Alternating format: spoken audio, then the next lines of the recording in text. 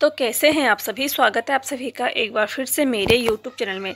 आज की वीडियो में हम यहाँ पे देखेंगे जो हमारी यहाँ पे एक सीरीज़ चल रही थी उत्तराखंड की इम्पोर्टेंट बुक, जिसमें हमने अजय राव जी की बुक को कंप्लीट किया है और अभी हम यहाँ पे राजेंद्र बलोदी जी की बुक को कवर कर रहे हैं। तो आज की वीडियो में हम यहाँ पे देखेंगे जो उत्तराखंड के प्रमुख लेखक हैं और यहाँ पे कुछ प्रमुख पुस्तकें होंगी, उनके बारे में आज हम यहाँ पे देखेंगे। तो अगर आपने इससे पहले की वीडियोस को नहीं देखा है तो उनको आप प्लेलिस्ट में जाके देख सकते हैं। तो चलिए यहाँ पे जल्दी से शुरू करते हैं। अगर आपको यहाँ पे वीडियो पसंद आती हो तो वीडियो को लाइक ज़रूर करें, शेयर करें और चैनल पर नए हैं तो चैनल को सब्सक्राइब भी करिए। तो चलिए यहाँ पर शुरू करते हैं। आज का यहाँ पर हमारा पहला क्वेश्चन है, हिंदी भाषा की ज्ञानपीठ पुरस्कार प्राप्त सर्वप्रथम कृति कौन सी थी।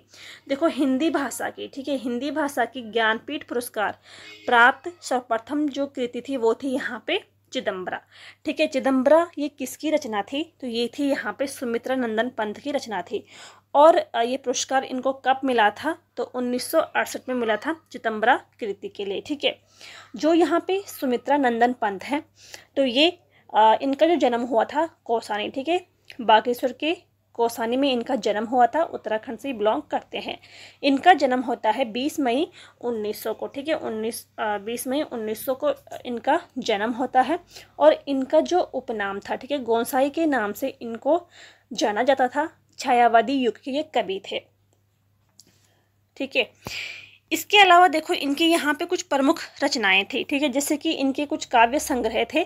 तो चिदंबरा इनकी एक काव्य संग्रह था। ठीक है, इसके अलावा ग्रंथि थी, पल्लव थे, गुंजन थे, वीणा था। ठीक है, वीणा इनकी प्रथम रचना थी। ठीक है, इसके अलावा स्वर्णधूलि, स्वर्ण किरण, ठीक है, उत्तरा और कला और बूढ़ा चांद, युगपाल, युगांत, युगवाणी, ग्राम्य। ठीक है, तो ये सभी इनके यहाँ पे कुछ प्रमुख काव्य खंड थे। ठीक है, काव्य संग्रह थे।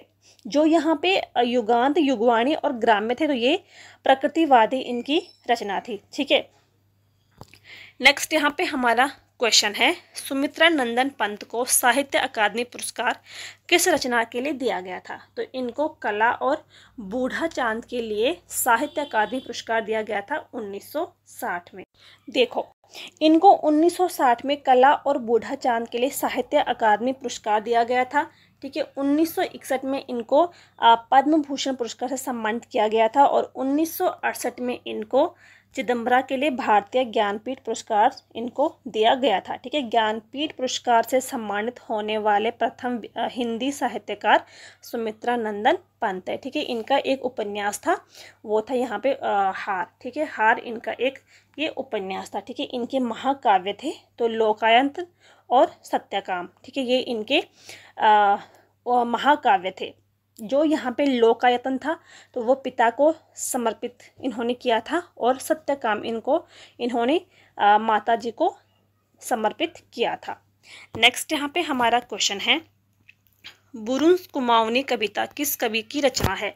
तो ये भी सुमित्रा नंदन की है। ठीक है, नेक्स्ट क्वेश्चन है हमारा यहाँ पे, डॉक्टर पीताम्बर दत्त बर्थवाल किस वर्ष हिंदी विषय को लेकर डॉक्टरेट की उपाधि प्राप्त करने वाले विश्व के पहले व्यक्ति बने। ठीक है, तो इनको ये किस वर्ष में ये उपाधि मिली थी, तो 1933 में इनको मिली थी। ठीक है, इनका जो यहाँ पे एक शोध ग्रंथ था, ठीक है, हिंदी काव्य में था, वो था यहाँ पे निर्गुणवाद। लेकिन इसकी जो भाषा थी, ठीक है, अंग्रेजी भाषा में ये लिखा गया था। 1933 में इनको ये उपाधि मिली थी। ठीक है, 13 दिसंबर 1901 को पालीगांव, पौड़ी के पालीगांव में इनका जन्म होता है। और हिंदी साहित्य में निर्गुणवाद, संप्रदाय रूपक रहस्य, ठीक है, ये इनकी हिंदी साहित्य में थे। ठीक है, निबंध थे इनके कुछ हिंदी साहित्य में, उपासना, स्वरूप, कवि, केशवदास और कनेरी पाव, ये इनके यहाँ पे निबंध थे। नेक्स्ट यहाँ पे हमारा क्वेश्चन है, इलाचंद्र जोशी का एकमात्र कविता संग्रह है। तो इनका एकमात्र कविता संग्रह क्या था, उसका नाम था बिजनवती। ठीक है, जो इलाचंद्र जो थे जोशी, तो इनका जन्म 1902 में होता है, अल्मोड़ा से संबंध रखते हैं। ठीक है, इसके अलावा इन्होंने एक पत्रिका निकाली थी जिसका नाम था सुधाकर। ठीक है, सुधाकर इन्होंने एक पत्रिका निकाली थी जो कि एक हस्तलिखित थी। ठीक है, यानी कि हाथों से लिखी गई पत्रिका थी सुधाकर जिसका नाम था, वो इन्होंने ही निकाली थी। ठीक है, और ये एक मनोवैज्ञानिक उपन्यासकारक थे, ठीक है, ईलाचंद्र जोशी। नेक्स्ट क्वेश्चन है हमारा यहाँ पे, गुमानी पंत को सुदर्शन शाह के दरबार से पूर्व किसके दरबार में कवि के रूप में रहे थे, ठीक है। गुमानी पंत सुदर्शन शाह के दरबार से पूर्व किसके दरबार में कवि के रूप में रहे थे, तो गुमान सिंह के दरबार में रहे थे, ठीक है। गुमान सिंह कौन थे, तो ये काशीपुर के नरेश थे, ठीक है। नेक्स्ट हमारा क्वेश्चन है, गुमानी पंत मूलतः किस भाषा के कवि थे, ठीक है, तो ये मूल रूप से संस्कृत भाषा के ये कवि थे और इनकी जो रचनाएं हैं वो आदिकाल की मानी जाती हैं। नेक्स्ट यहाँ पे हमारा क्वेश्चन है, उत्तराखंड शोध संस्थान की स्थापना किसने की थी, तो गिरिराज शाह ने की थी, ठीक है। जो गिरिराज शाह थे ये अल्मोड़ा से संबंध रखते हैं, 1940 में इनका जन्म हुआ था, ठीक है। और जो उत्तराखंड शोध संस्थान था इसकी स्थापना 1974-75 में इन्होंने की थी, ठीक है। इनके यहाँ पे कुछ प्रमुख पुस्तक थे, जैसे कि तीसरे शहर की तलाश, ठीक है, आतंकवाद क्यों और कैसे, दंगे क्यों और कैसे, ठीक है, उत्तराखंड आर्य संस्कृति का मूल स्वरूप, ये इनकी प्रमुख पुस्तक है।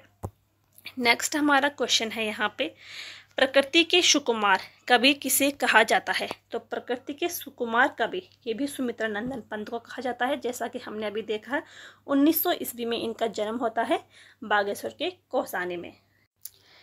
नेक्स्ट यहाँ पे हमारा क्वेश्चन है, मौला राम की गढ़ राजवंश किस भाषा की श्रेष्ठ रचना है, तो ये ब्रज भाषा की श्रेष्ठ रचना है, ठीक है। देखो गढ़ राजवंश ये किसकी रचना है, तो ये मौला राम की रचना है, किस भाषा की है, तो ब्रज भाषा की है, ठीक है।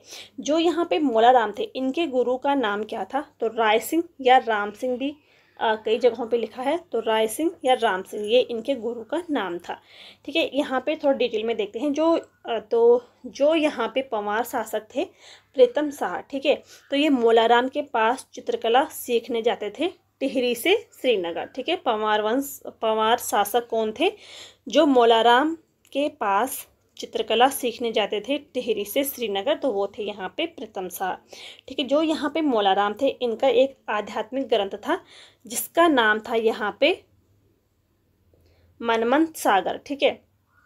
और इनकी यहाँ पे कुछ प्रमुख रचनाएं हैं, तो श्रीनगर की दुर्दशा, ठीक है, ये इनकी प्रमुख रचना है। ऋतु वर्णन, अभिज्ञान शकुंतलम का हिंदी में अनुवाद भी इन्होंने ही किया है।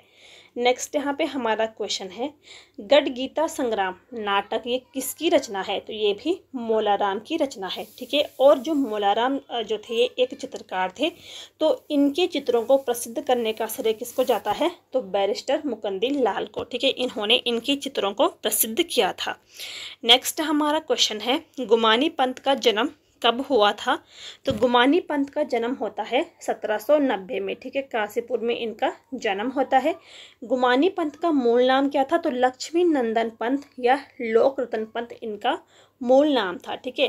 गुमानी पंत को कुमाऊं के सबसे प्राचीन या आदि कवि माने जाते हैं, ठीक है। सबसे प्राचीन कवि या आदि कवि कुमाऊं के माने जाते हैं गुमानी पंत, ठीक है।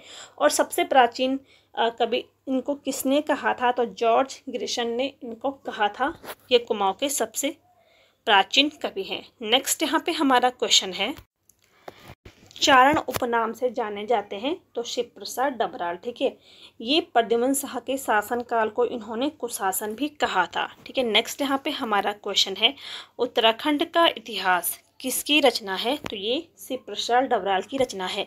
इन्होंने जो इनकी रचना है इन्होंने इसको 12 खंडों में लिखा है। अब यहाँ पे देखते हैं कि उत्तराखंड का इतिहास, ठीक है, शिव प्रसाद डबराल की है। कुमाऊं का इतिहास बद्रीदत्त पांडे की है। गढ़वाल का इतिहास तो हरिकृष्ण रतूरी की है। और टिहरी का इतिहास तो ये भी शिव प्रसाद डबराल की है, ठीक है। नेक्स्ट यहाँ पे हमारा क्वेश्चन है, शैलेश मटियानी का वास्तविक नाम क्या था, तो इनका जो वास्तविक नाम था वो था यहाँ पे रमेश चंद्र सिंह, ठीक है। इनका जन्म कब होता है, तो 1921 में इनका जन्म होता है अल्मोड़ा में, ठीक है। और इनका निधन कब हुआ था, तो 24 अप्रैल 2001 में इनका निधन हुआ था, ठीक है। शैलेश मटियानी को उत्तराखंड का आंचलिक कथाकार भी इनको माना जाता है। इनके यहाँ पे कुछ प्रमुख उपन्यास थे, जैसे कि बोरीवली से बोरीबंदर तक, ठीक है, ये इनका एक प्रसिद्ध उपन्यास था। डेरे वाले, ठीक है। मुठभेड़, आकाश कितना अनंत है, ठीक है। इसके अलावा 52 नदियों का संगम, ठीक है। चंद औरतों का शहर, तो ये सभी इनके यहाँ पे प्रमुख उपन्यास थे। नेक्स्ट यहाँ पे हमारा क्वेश्चन है कागज की नाव, ये किसकी रचना है, तो ये भी शैलेश मटियानी की रचना है। नेक्स्ट क्वेश्चन है हमारा यहाँ पे रस्किन बॉन्ड की पहली पुस्तक कौन सी थी, तो रूम ऑन द रूफ, ये इनकी पहली पुस्तक थी, ठीक है। जब इन्होंने ये पुस्तक लिखी थी तो ये उस समय केवल 17 वर्ष के थे। नेक्स्ट यहाँ पे हमारा क्वेश्चन है पहाड़ का प्रेमचंद किसे कहा जाता है, तो विद्यासागर नौटियाल को कहा जाता है पहाड़ का प्रेमचंद, ठीक है। नेक्स्ट क्वेश्चन है हमारा यहाँ पे मंगलेश डबराल को किस कृति पर साहित्य अकादमी पुरस्कार प्राप्त हुआ था, तो इनकी जो कृति थी वो थी यहाँ पे हम जो देखते हैं, ठीक है। इसके लिए इनको साहित्य अकादमी पुरस्कार प्राप्त हुआ था 2000 में। जो यहाँ पे मंगलेश डबराल थे तो इनका जन्म होता है 16 मई 1948 में, ठीक है। इनका जो जन्म स्थान था तो काफल पानी गांव, ठीक है, टिहरी गढ़वाल के ये रहने वाले थे। और 9 दिसंबर 1920 में इनका निधन भी हो जाता है। देखिए इनकी यहाँ पे कुछ प्रमुख रचनाएं थी जो कि काव्य संग्रह, ठीक है। पहाड़ पर लालटेन, ठीक है, महत्वपूर्ण काव्य संग्रह था इनका। घर का रास्ता, हम जो देखते हैं, आवाज़ भी एक जगह है, नए युग के नए शत्रु, तो ये इनके यहाँ पे काव्य संग्रह थे। गद्य संग्रह की बात करते हैं तो लेखक की रोटी, कवि का अकेलापन, ठीक है, और एक इनकी संगतकार नाम से इनकी एक प्रसिद्ध कविता भी थी। इसके अलावा पटकथा लेखन थे इनके, तो नागार्जुन, निर्मला वर्मा, ठीक है, महाश्वेता देवी, गुरुदयाल, ये इनकी पटकथा लेखन था। पुरस्कार 2000 में इनको, ठीक है, 2000 में इनको हम जो देखते हैं, जो इनका एक काव्य संग्रह है, तो इसके लिए साहित्य अकादमी पुरस्कार से इनको सम्मानित किया गया था। 1989 में ओम प्रकाश स्मृति से इनको श्रीकांत वर्मा पुरस्कार इनको दिया गया था 1989 में, ठीक है। और 1982 में इनको ओम प्रकाश स्मृति सम्मान दिया गया था, ठीक है। और 1983 में इन्होंने जनसत्ता अखबार में साहित्य संपादक का भी कार्यभार इन्होंने संभाला था, ठीक है। नेक्स्ट यहाँ पे हमारा क्वेश्चन है लेखक की रोटी, ये किसकी रचना है, तो ये मंगलेश डबराल की रचना है। तो ये थे यहाँ पे आज के हमारे कुछ क्वेश्चन। उम्मीद है आपको यहाँ पे वीडियो पसंद आई होगी। पसंद आई हो तो लाइक ज़रूर करिए। चैनल पे नए हैं तो चैनल को सब्सक्राइब करिए और वीडियो को शेयर भी करिए। मिलते हैं नेक्स्ट वीडियो में, तब तक के लिए थैंक यू।